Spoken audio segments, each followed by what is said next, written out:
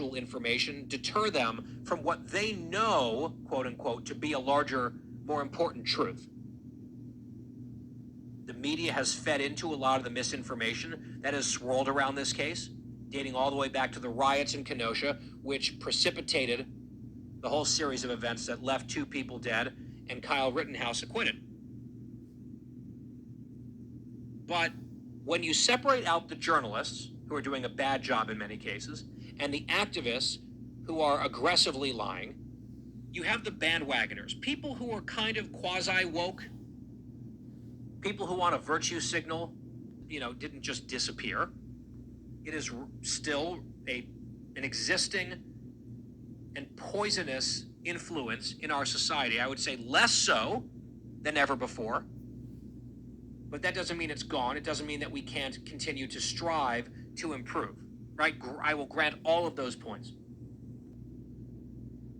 To overcorrect in terms of looking back at our flaws, past and present, and paint the country as, if you want to call it exceptional, just in the other way, like American exceptionalism in how racist and unfair this country is. I think it's a tremendously damaging lie.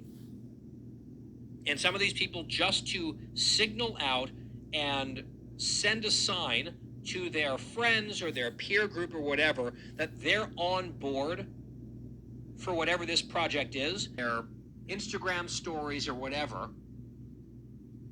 a quick little statement to check a box based on something that they feel like, is wrong.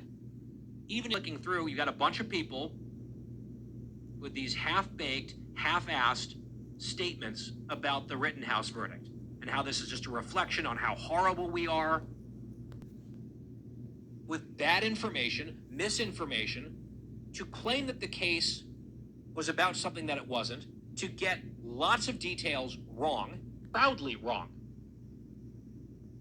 And if you push anyone on this stuff, they just kind of shrug, like there's a truth larger than the facts. Wingers who might want details to be correct. Oh, we're all mad about this thing today. I haven't really paid attention, but this is a rotten place, so it must be what these influencers say it is, and they did. And look, sometimes there are grave injustices. Sometimes there are terrible things with a racial component, like the Ahmaud Arbery case, for example, that's ongoing. Then you are forfeiting in some ways person. To me, circumstances matter very much.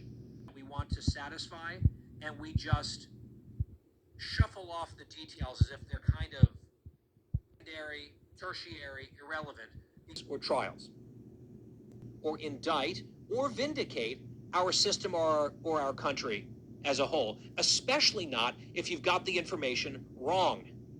And all of that, tweeting or posting misinformation on